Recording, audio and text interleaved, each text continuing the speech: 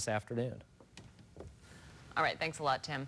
In a Target 8 investigation, we take a look at Mid-Missourians accused of violent crimes who get out of jail on bond and then turn around and get in trouble again. This story came from a viewer concern and question. Why does this happen? Our team reporter, Andria Kirkland, is in the newsroom with us with more on the investigation.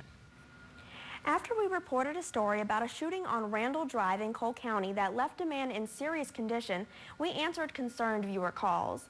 The man taken into custody accused of the crime was Kevin White, and this wasn't the first time he'd been in cuffs. White was out on bond awaiting trial since 2012 for a second-degree assault charge. Just a year later, he found himself in trouble again with a third-degree assault charge, and now with this recent shooting, he's facing first-degree assault, armed criminal action, and a drug felony.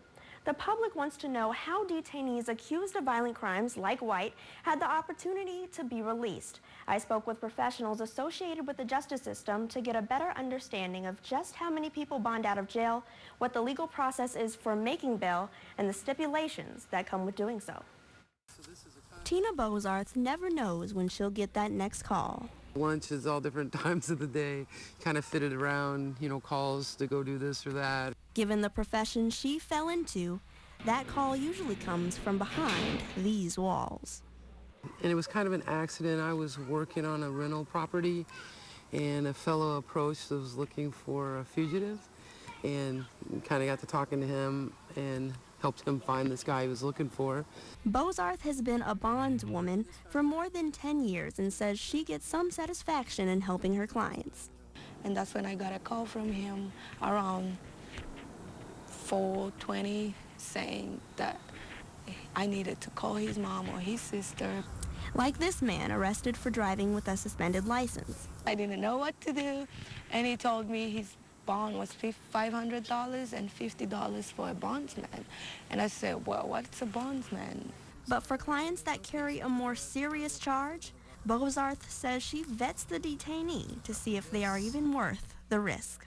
We ask a lot of personal questions, where do you work, how long you been there, and I get really personal, just what kind of drug are they doing, how long have they been doing it, and, I want to kind of know what's going on. When it comes to setting bond, judges weigh a number of factors, including severity of the charges, criminal history, whether someone is a flight risk, and if they are a potential harm to themselves or the public.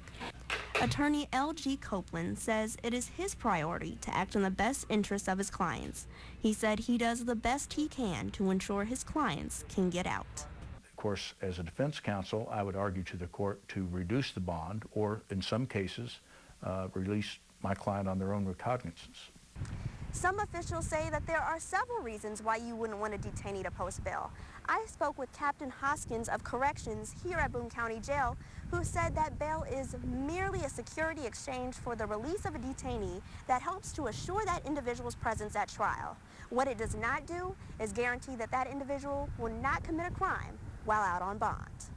Roughly about 70 to 80% of our people bond out within the first 4 to 12 hours of being incarcerated. I looked at 60 Boone County case listings from a 2-week period in October and saw that Hoskins' number was close to my findings. Of the 60 cases that consisted of charges pertaining to drugs, unlawful weapons, burglary, and assaults, 26% didn't bail out.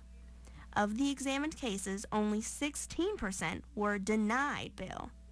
While some members of the public may feel uncomfortable with the premise of bonding out of jail, Copeland says judgments should stay in the courtroom. Well, I'd like to point out to everybody to remember that in this hypothetical situation where someone has been accused of a crime, they have not yet been convicted. And not only has that not been determined yet, there is a presumption that they are innocent. As of this week, a new court date was set for January 2016 for Kevin White to face these most recent charges. All right, Andrea, thank you so much. Missouri Attorney General Chris Goss